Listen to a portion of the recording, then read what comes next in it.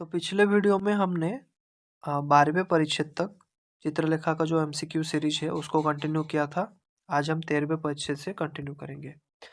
तो 13वें परिच्छेद के प्रारंभ में बीजगुप्त ने यशोधरा को किसके समान माना? चंचल लहर, हृदय मंदिर से में स्थापित प्रतिमा, साधारण दासी, शत्रु। तो वहां पे ये उन्होंने माना था कि यशोधरा जो बीजगुप्त के लिए उसके हृदय मंदिर में स्थापित एक प्रतिमा थी। आगे चलते हैं। यशोधरा के व्यक्तित्व की मुख्य विशेषता बीजगुप्त को क्या प्रतीत होती थी? ये आपको याद रखना है, पवित्रता और शांति। चित्रलेखा ने भी उसको पवित्रता और शांति का प्रतीक माना है। जब वो पहली बार यशोधरा से मिली थी मृत्युंजय के सभा में, या फिर यशोधरा की वर्षगांठ में, और धीरे धीरे बीजगुप्त भी यशोधरा के व्यक्तित्व को पवित्रता और शांति के रूप में ही, शांति के प्रतीक के रूप में ही देखता है। तो उपन्यास में यशोधरा का चरित्र कैसा था, ये आपको क्वेश्चन आने का संभावना है। इसको आपको अच्छे से देखना है। आगे चलते हैं।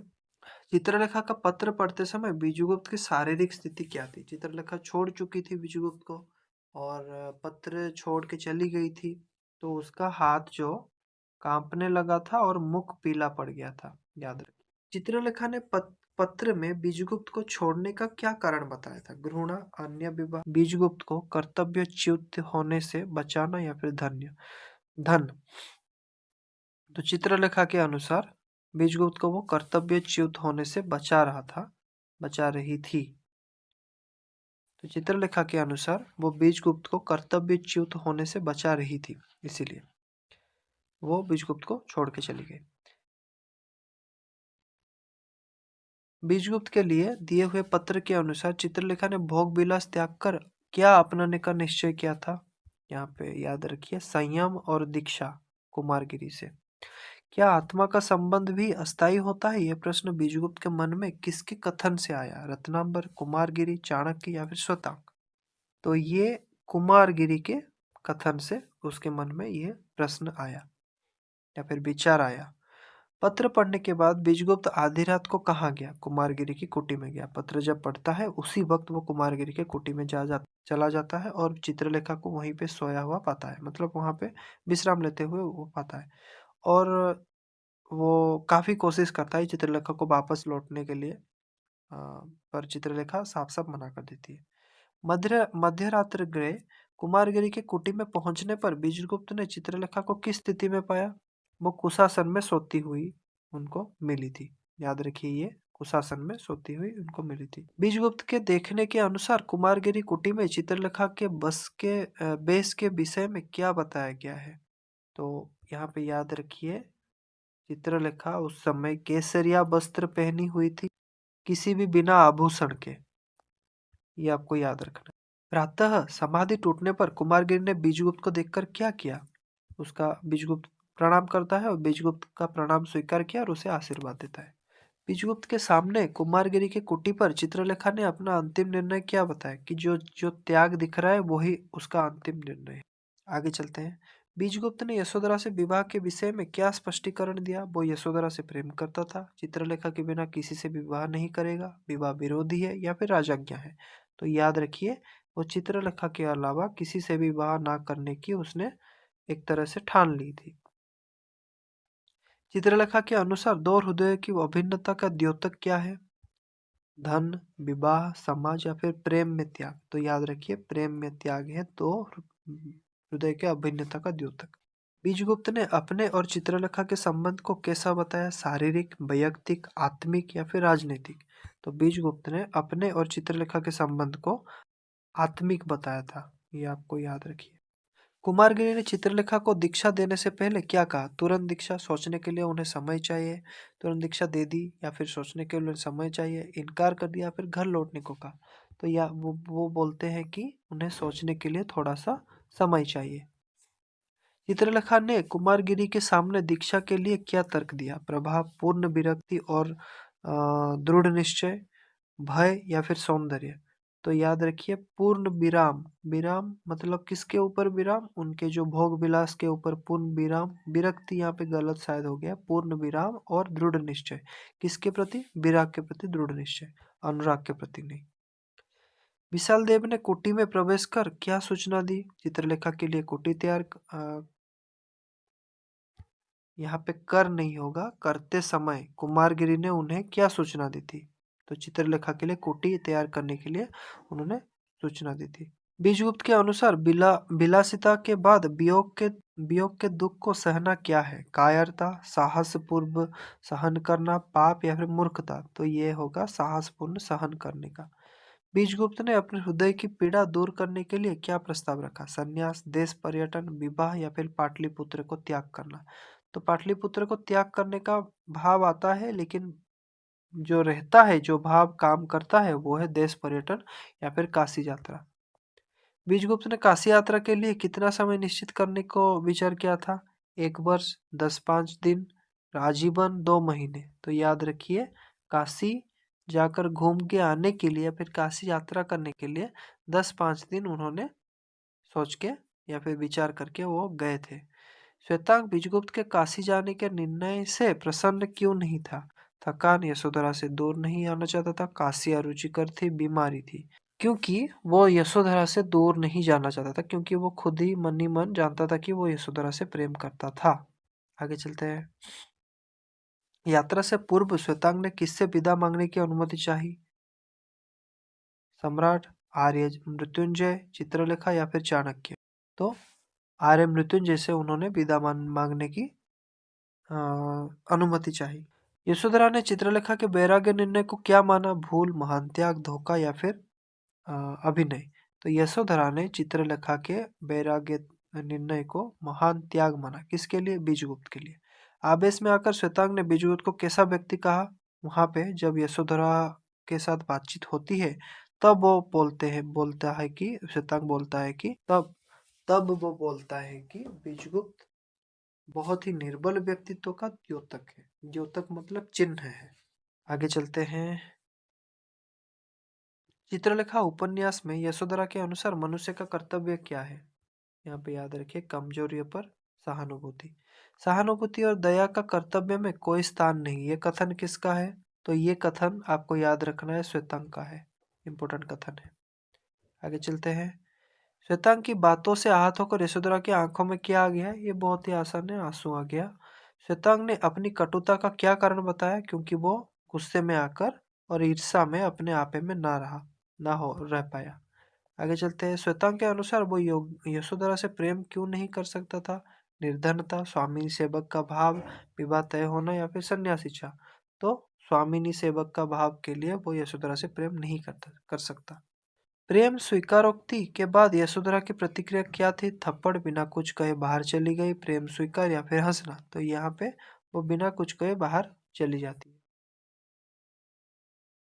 मृत्युंजय ने काशी यात्रा के विषय में अंत में क्या निर्णय लिया? रोकना, स्वयं और यशोधरा भी साथ चलेंगे, विरोध, शिकायत? तो बोल अंत में निर्णय लेते हैं कि यशोधरा भी साथ चलेंगे। यशोधरा ने काशी चलने की इच्छा क्यों व्यक्त की? भ्रमण हेतु, श्वेतांग और बीजगुप्त के साथ हेतु, चित्रलेखा से मिलने या फिर संन्यास? तो याद रखिए, यहाँ पे यशोधरा श्वेतांग और बीजगुप्त के साथ रहने हेतु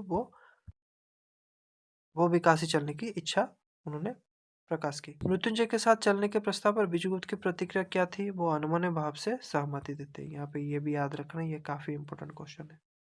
तो यहाँ से 15वें परिच्छेद का आरंभ होता है। 15वें परिच्छेद के अनुसार सब लोग पाटलिपुत्र से काशी के लिए कब प्रस्थान करते हैं?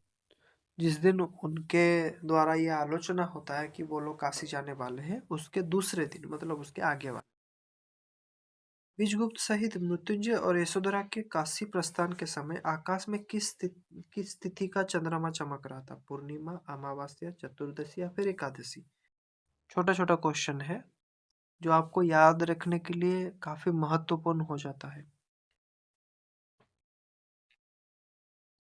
तो चतुर्दशी याद रखिए, आंसर होगा चतुर्दशी। आगे चलते हैं। प्रस्थान के समय रथों की व्यवस्था क्या थी? सब एक ही रथ पर थे।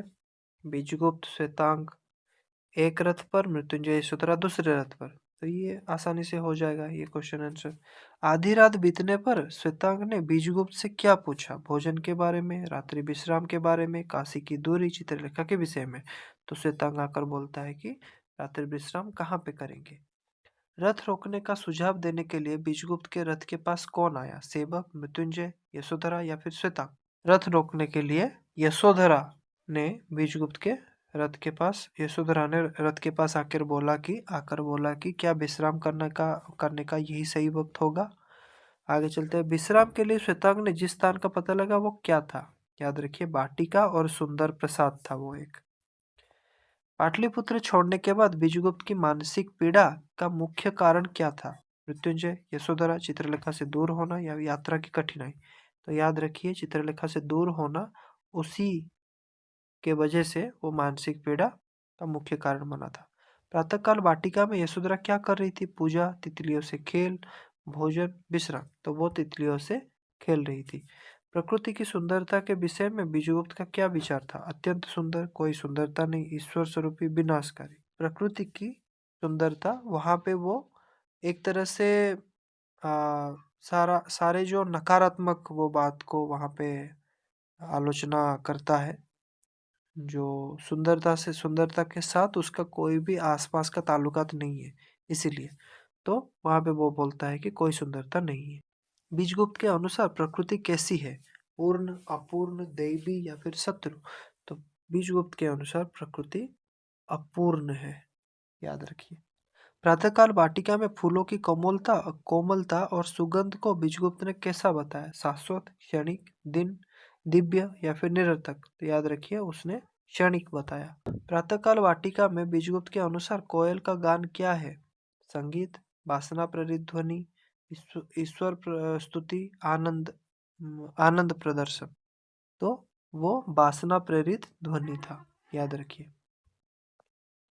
वाटिका में कपोतों को देखकर यशोधरा को वह सुखी क्यों लगे? उड़ते हुए, लड़ते हुए, दाना चुगते और खेलते हुए, विश्राम करते हुए? याद रखिए, दाना चुगते और खेलते हुए यशोधरा को वो सुखी लगे। आगे चलते हैं। प्रातःकाल वाटिका में बीजगुप्त के अनुसार पशु पक्षी क्यों झगड़ते हैं? खेल के लिए, भोजन के लिए, क्षेत्र के लिए या फिर बिना कारण?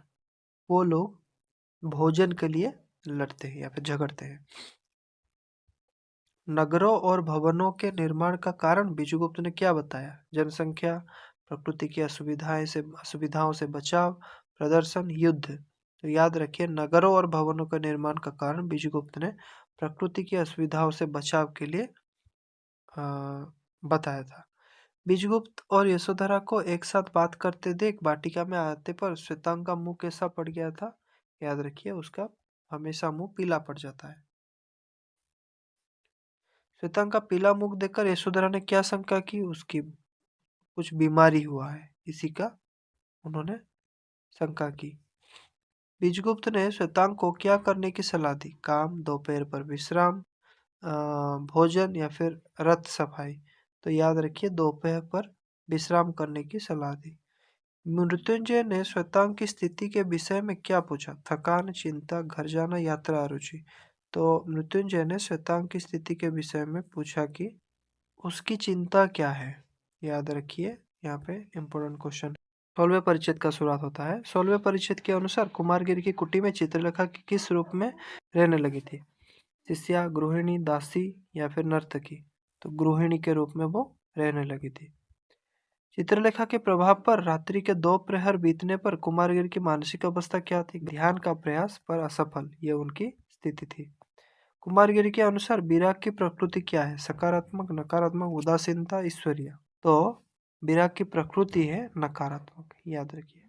कुमारगिरी ने संसार के प्रति विराग का आधार क्या बताया? प्रेम, शून्य, माया या फिर क्रोध? तो विराग का आधार बताया था शून्य, याद रखिए, ये भी इम्पोर्टेंट है, दोनों इम्पोर्टेंट है, ये भी इम्पोर्टेंट है, ये भी इम्पोर्टेंट है। आगे चलते हैं। नवीन विचारों के अनुसार जीवन का कार्यक्रम क्या है? विनाशात्मक, विचारात्मक, दोनों, तपस्या? तो याद रखिए, नवीन विचारधाराओं के अनुसार जीवन का कार्यक्रम रचनात्मक होता है, याद रखिए। ब्रह्म के संबंध में कुमारगिरी की नई व्याख्या क्या है? माया, अनुराग, मृत्यु या फिर शून्य? तो अनुराग है ब्रह्म के संबंध में कुमारगिरी का नया व्याख्या। चित्रलेखा ने कुमारगिरी से अपने किस शक्ति के विषय में प्रश्न किया? गायन, आकर्षण, नृत्य या फिर माया? यहाँ पे थोड़ा गलत हो गया क्वेश्चन। कुमारगिरी ने चित्रलेखा से वो प्रश्न तो नहीं किया, उसके बारे में पूछते हैं। यहाँ पे थोड़ा इधर उधर हो गया है। यहाँ पे हो जाएगा कुमारगिरी। मैं ये स्क्रीन में लिख के आपको दे दूंगा। कुमारगिरी ने चित्रलेखा से उसके आकर्षण शक्ति के बारे में प्रश्न किया, तभी चित्रलेखा थोड़ी मतलब शर्मा जाती है। कुमारगिरी ने चित्रलेखा को किस उपासना को कठिन बताया? कुमारगिरी ने चित्रलेखा को किस उपासना को कठिन बताया? चित्रलेखा के किस उपासना को कठिन बताया? निराकार। याद रखिए। कुमारगिरी ने चित्रलेखा के साथ किस प्रयोग की बात कही? दीक्षा, साकार उपासना, मौन, योग। क्योंकि अभी तक कुमारगिरी निराकार उपासना करते आ रहा था, अभी चित्रलेखा को देखकर उसने साकार उपासना का आकांक्षा जाग गया था या फिर कौतूहल जाग गया था। मैं तुमसे प्रेम करता हूँ, ये वाक्य कुमारगिरी ने किससे कहा? चित्रलेखा। ये आसान सा सवाल। आलिंगन के बाद कुमारगिरी ने स्वयं को क्या कहा? महान योगी, पापी, सम्राट या फिर देवदूत। आलिंगन के बाद उन्होंने खुद को पापी बताया। कुमारगिरी के अनुसार साधना किसके पास होती है? गुरु, स्वयं मनुष्य, ईश्वर या फिर समाज। तो कुमारगिरी के अनुसार साधना स्वयं मनुष्य के पास होती है। खुद ही के अंतरात्मा से बाकी के बाद कुमारगिरी ने कुटी पर लौटने पर चित्रलेखा क्या कर रही थी? नृत्य, सो रही थी, रो रही थी या फिर भोजन कर रही थी? तो वो वहां पे सो रही थी और उनके चित्रलेखा को बहुत बुरे बुरे सपने अब भी आ रहे थे। सोते समय चित्रलेखा के अधर को कुमारगिरी को कैसे लगे? यहाँ पे याद रखिए, ठंडे व निर्जीव। यहाँ पे वो चित्रलेखा के अधर कुमारगिरी को लगते हैं। 16वें परिच्छेद के अंत में कुमारगिरी ने क्या संकल्प लिया? कुटी त्याग, स्वयं पर विजय, विवाह या फिर संन्यास त्याग। तो वो उन्होंने स्वयं पर विजय पाने की संकल्प ली। चित्रलेखा के आने से किसका जीवन बदल गया था? बहुत ही आसान सा सवाल है। कुमारगिरी। कुमारगिरी के अनुसार अनुराग का केंद्र क्या है? माया, ब्रह्म, शक्ति या फिर विलास। तो याद रखिए, कुमारगिरी के अनुसार अनुराग का केंद्र है ब्रह्म। साधना से मैं गिर रहा हूँ, ये ग्लानि कुमारगिरी को कब हुई? समाधि में, स्पर्श व आलिंगन के बाद, भोजन में या फिर उपदेश के बाद। तो स्पर्श व आलिंगन के बाद। स्पर्श व आलिंगन के बाद चित्रलेखा के साथ स्पर्श और आलिंगन के बाद कुमारगिरी को यह ग्लानि होती है कि वो खुद ही साधना से गिर रहे हैं और खुद को वो पापी बताते हैं। तो इस वीडियो में बस इतना ही। इसका और 2 पार्ट आएगा। लगभग 400 से ज़्यादा सवाल है वहाँ पे। हम 294 प्रश्न में पहुँचे हैं, 294। तो इस वीडियो में बस इतना ही। इसका जो अगला जो 2 पार्ट है वो जल्दी अपलोड कर दूंगा। कुल मिलाकर इसमें 400 से ज़्यादा, तकरीबन 380 390 के आसपास क्वेश्चन है। उनमें से सभी क्वेश्चन आपके लिए इम्पोर्टेंट है। तो याद रखिए, अच्छे से वीडियो को देखिए। वीडियो को पूरा देखने का प्रयास कीजिए और कुछ भी दिक्कत हो, कुछ भी डाउट हो तो ज़रूर कमेंट सेक्शन में बताएं। अच्छे से पढ़ाई करते रहिए। इतने में रहता हूँ। सभी को आपको धन्यवाद।